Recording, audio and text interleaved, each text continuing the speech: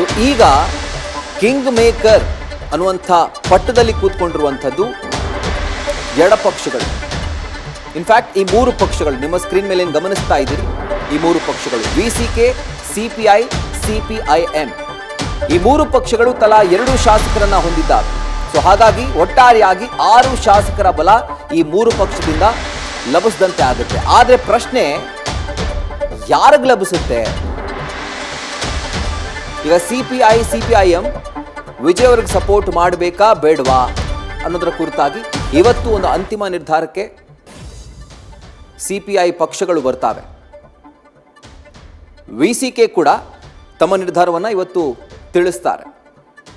ಒಂದು ಸಭೆ ಮಾಡಿ ನಾಯಕರ ಜೊತೆ, ಅಂದರೆ ಆ ಪಕ್ಷಗಳ ನಾಯಕರ ಜೊತೆಗೆ ಚರ್ಚೆ ಮಾಡಿ ತಮ್ಮ ನಿರ್ಧಾರವನ್ನು ಪ್ರಕಟ ಮಾಡ್ತಾರೆ. TVK ಜೊತೆ ಹೋಗಬೇಕಾ ಅಥವಾ ತಟಸ್ಥವಾಗಿರಬೇಕಾ ಅಥವಾ DMK ಏನಾದರೂ ಮೈತ್ರಿ ಮಾಡ್ತು ಅಂತಾದರೆ DMK ಜೊತೆ ಸೇರಿಕೊಳ್ಬೇಕಾ ಅಂತ. ಈ DMK ಮೈತ್ರಿ ಜೊತೆ ಹೆಚ್ಚು ಒಲವು ಒಂದಂತೆ ಕಾಣಿಸ್ತಾ ಇದೆ CPIM, CPI ಹಾಗೂ VCK. ಯಾಕಂದರೆ ಕಳೆದ 2 ದಿನಗಳಿಂದ ಹಲವಾರು ಬಾರಿ ಸ್ಟಾಲಿನ್ ಅವರನ್ನ ಮೀಟ್ ಮಾಡಿ ಎಡಪಕ್ಷದ ನಾಯಕರು ಚರ್ಚೆ ಮಾಡಿದ್ದಾರೆ.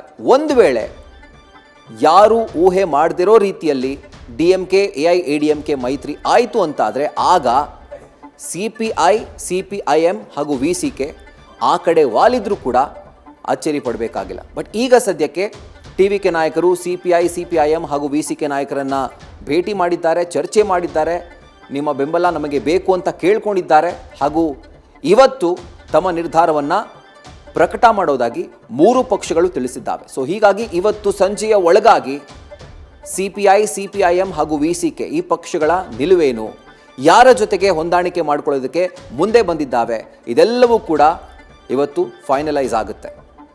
ಒಂದು ವೇಳೆ ಪ್ಲ್ಯಾನ್ ಎ TVK ಜೊತೆ ಹೋಗೋಣ ಅನ್ನುವಂಥ ನಿರ್ಧಾರವನ್ನು ಈ ಮೂರು ಪಕ್ಷಗಳು ಮಾಡ್ತು ಅಂತಾದರೆ TVKಗೆ ಯಾವುದೇ ಥರದ ತೊಂದರೆ ಇಲ್ಲ. ಯಾಕಂದರೆ 108 ಅಂದರೆ ಇನ್ಫ್ಯಾಕ್ಟ್ 107 ಪ್ಲಸ್ 5 112 ಪ್ಲಸ್ 6 ಈ ಮೂರು ಪಕ್ಷಗಳಿಂದ 118 ಸಿಂಪಲ್ ಮೆಜಾರಿಟಿ ಬಂತು.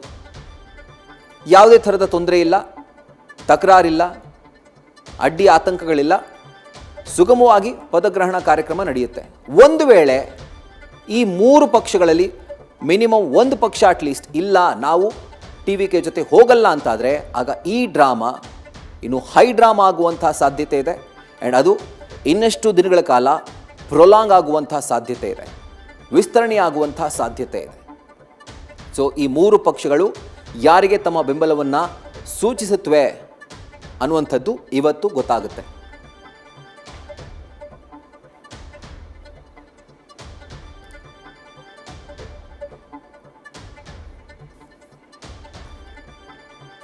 ಸೊ ಈಗ ಈ ನಂಬರ್ ಗೇಮನ್ನು ನೋಡ್ತಾ ಇದ್ದೀವಿ.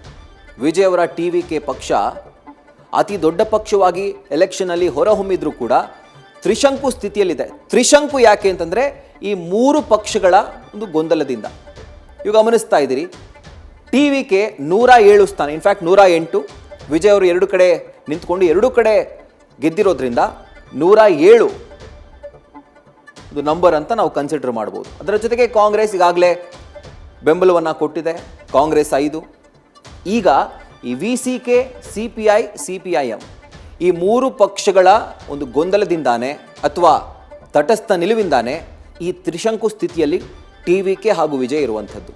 VCK 2 ಶಾಸಕರನ್ನು ಹೊಂದಿದೆ, CPI 2 ಶಾಸಕರನ್ನು ಹೊಂದಿದೆ, CPIM ಇದು ಕೂಡ 2 ಶಾಸಕರನ್ನು ಹೊಂದಿದೆ. ಸೊ ಒಟ್ಟಾರೆಯಾಗಿ 5 + 107 112 ಪ್ಲಸ್ 2 114 ಪ್ಲಸ್ 2 116 ಪ್ಲಸ್ 2 118 ಈ ಫಾರ್ಮುಲಾ ವರ್ಕೌಟ್ ಆದರೆ ನಟ ವಿಜಯ್ ಅವರಿಗೆ ಯಾವುದೇ ಥರದ ತೊಂದರೆ ಇಲ್ಲ, ಆರಾಮಾಗಿ. ಇನ್ಫ್ಯಾಕ್ಟ್ ಇವತ್ತು ಘೋಷಣೆ ಆಯಿತು ಅಂತಾದರೆ ಮೂರು ಪಕ್ಷಗಳಿಂದ ಬೆಂಬಲ, ಇವತ್ತು ಸಾಯಂಕಾಲನೇ ರಾಜ್ಯಪಾಲರನ್ನು ಮೀಟ್ ಮಾಡ್ಬೋದು. ಅವ್ರ ಪ್ರಕಾರ 118 ಶಾಸಕರ ಬೆಂಬಲ ಪತ್ರವನ್ನು ಅವರಿಗೆ ತಗೊಂಡೋಗಿ ಕೊಟ್ಟು ಆರಾಮಾಗಿ ಪದಗ್ರಹಣ ಕಾರ್ಯಕ್ರಮಕ್ಕೆ ಸಿದ್ಧತೆಯನ್ನು ಮಾಡಿಕೊಳ್ಬೋದು. ಆದರೆ ಟ್ವಿಸ್ಟ್ ಏನು ಅಂದರೆ ಈ ಮೂರು ಪಕ್ಷಗಳಲ್ಲಿ ಮಿನಿಮಮ್ ಒಂದು ಪಕ್ಷ ಕೈ ಕೊಟ್ಟರು, ಅದು VCK ಆಗಿರ್ಬೋದು, CPI ಆಗಿರ್ಬೋದು, CPIM ಆಗಿರ್ಬೋದು, ಮೂರಲ್ಲಿ ಒಂದು ಪಕ್ಷ ಕೈ ಕೊಟ್ಟರು ವಿಜಯ್ ಅವರ CM ಹಾದಿ ತುಂಬ ಕಠಿಣವಾಗುತ್ತೆ. ನ್ಯೂಸ್ ಫಸ್ಟ್ ನಿರ್ಭೀತಿಯಿಂದ ನಿಮ್ಮ ಪರವಾಗಿ.